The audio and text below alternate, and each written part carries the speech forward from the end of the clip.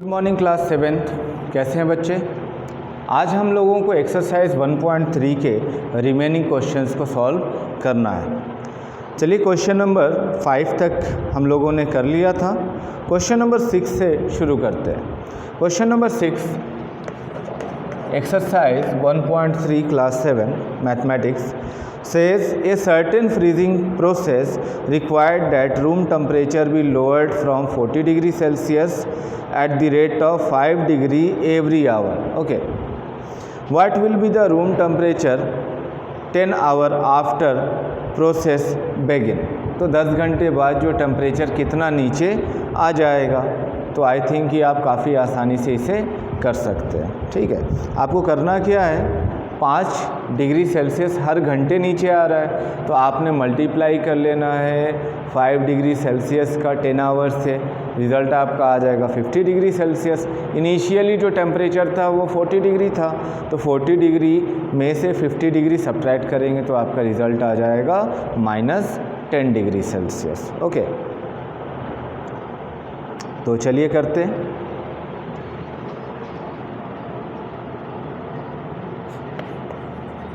Temperature in initial condition 40 degree Celsius. Okay, it reduces 5 degree Celsius per hour. So after 10 hour temperature reduced 10 multiplied by 5 degree Celsius is equal to 50 degree Celsius. कितना घट गया भाई? 50 degree Celsius temperature घट चुका है। Now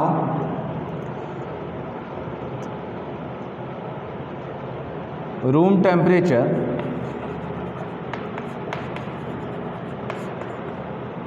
after 10 hours is equal to 40 degree Celsius minus 50 degree Celsius is equal to -10 degree Celsius. Okay, तो 10 घंटे के बाद उस रूम का तापमान कितना हो जाएगा? -10 डिग्री सेल्सियस, क्योंकि हर घंटे 5 डिग्री सेल्सियस क्या हो रहा है? रिड्यूस कर रहा है। ओके, मुझे आशा है कि आपको समझ में आ रहा होगा। चलिए नेक्स्ट क्वेश्चन की तरफ बढ़ते हैं।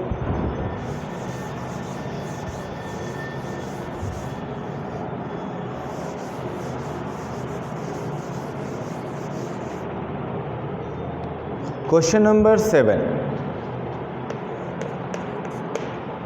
says in a class test containing 10 questions, 5 marks are awarded for every correct answer and -2 marks are awarded for every incorrect answer and 0 for question not attempt. Okay, तो यहाँ पर जो है पहला केस दिया हुआ है, Mohan gets 4 correct and 6 incorrect answer, what is his score? तो चलिए करते हैं। First of all we have to write the information in systematic order. तो क्वेश्चन नंबर 7 में हम लोगों ने लिखना है number of questions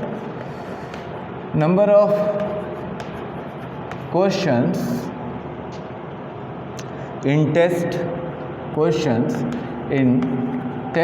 is equal to 10. Mark awarded for correct answer is equal to 5. Mark awarded for incorrect answer is equal to -2। ये तो information दिया हुआ है। पहला पार्ट करते हैं। पहले पार्ट में बोला Mohan gets 4 correct and 6 incorrect answer. Okay, तो मोहन जो है कि 4 करेक्ट आंसर देता है, तो यहाँ पे लिखेंगे marks obtained by Mohan for 4 correct answers is equal to 4 into 5, 20 marks. Marks obtained by Mohan for 6 incorrect answers is equal to 6 multiplied by -2 minus 12 marks. So total marks of Mohan, total score marks या total marks of Mohan is equal to 20 plus -12. So 20 minus 12 is equal to 8 marks. Okay, तो इस तरीके से आप जो है कि काफ़ी आसानी से इसको कर सकते हैं. फिर इसके बाद second and third part is your homework, try to do, और इसको सॉल्व करके इसके सेकेंड और थर्ड पार्ट को आप मुझे व्हाट्सएप कीजिए. इसका सोल्यूशन नंबर जो है डिस्क्रिप्शन बॉक्स में लिखा हुआ है. आप चाहें तो आंसर को कमेंट बॉक्स में भी लिख सकते हैं. ओके, आइए नेक्स्ट क्वेश्चन की तरफ बढ़ते हैं.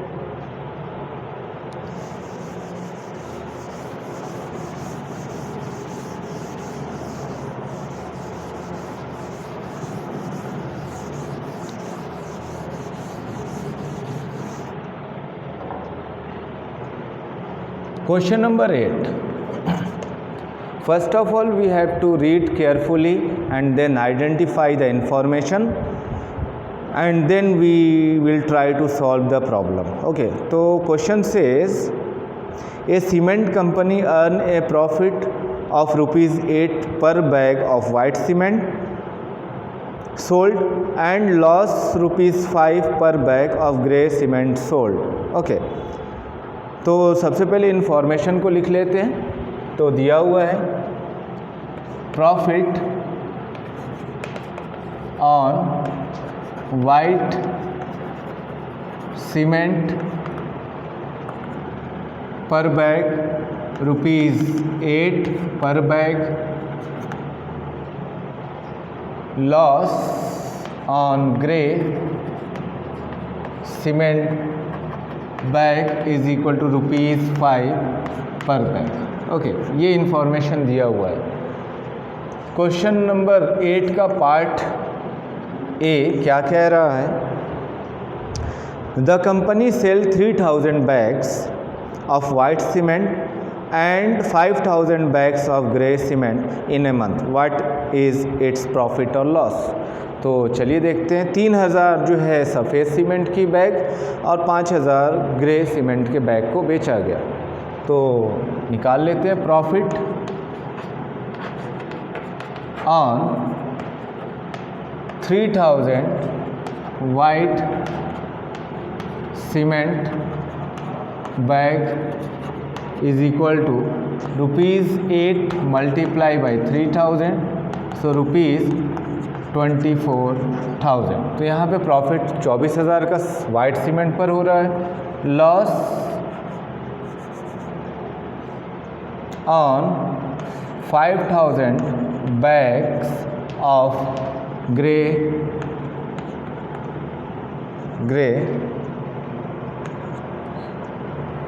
Cement is equal to 5,000 multiply by 5 या रुपीज़ 5 मल्टीप्लाई बाई 5,000. सो यहाँ पे आप देख सकते हैं रुपीज़ 25,000. अभी आप देख कर डिसाइड कर सकते हैं कि प्रॉफिट 24,000 का हुआ है, लॉस 25,000 का. तो ओवरऑल क्या हो रहा है? Loss. So overall loss of a company, या यहाँ पे आप फाइनल जो है कि इसका what is, so overall loss of a company is equal to 25,000 minus 24,000. Okay, या आप इसको ऐसे भी लिख सकते हैं टोटल इनकम। ओके, यहाँ पे टोटल इनकम आप लिख सकते हैं और जिसके बाद साइन को देखकर आप डिसाइड कर देंगे कि लॉस हुआ है या प्रॉफिट। तो लिख सकते हैं यहाँ पर टोटल ट्रांजैक्शन, तो आपने दोनों को ऐड कर देना है। ओके, 24,000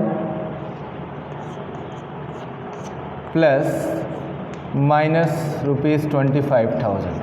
अभी बहुत से बच्चों के माइंड में आ रहा होगा सर ने माइनस क्यों लिखा, क्योंकि लॉस को निगेटिव इंटीजर से रिप्रेजेंट करना होता है। ओके, सो आपका ओवरऑल कितना आ गया 24,000 माइनस 25,000, सो माइनस 1000। तो माइनस यहाँ क्या रिप्रेजेंट कर रहा है, लॉस को। So therefore loss is equal to ₹1,000। I hope कि आपको समझ में आया होगा। ओके, नाउ आप चाहें तो इसको इस तरीके से भी रिप्रेजेंट कर सकते हैं।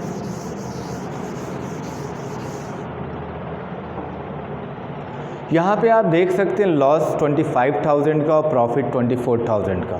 तो यहाँ आप प्रॉफिट एंड लॉस के रूल को फॉलो कर सकते हैं। So therefore profit is less than loss, तो आप यहाँ पर ओवरऑल क्या होगा, लॉस होगा। सो लॉस ऑफ कंपनी या loss of a company is equal to loss minus profit amount. So 25,000 minus 24,000, so ₹1,000। ऐसे भी आप इसे कर सकते हैं। ओके, तो इसके सेकेंड पार्ट को आप करने की कोशिश कीजिएगा और उसका भी आंसर आप मुझे बताइए कमेंट बॉक्स में कि क्या होगा। बाकी की चीज़ें हम लोग नेक्स्ट लेक्चर में देखेंगे। थैंक यू बच्चों।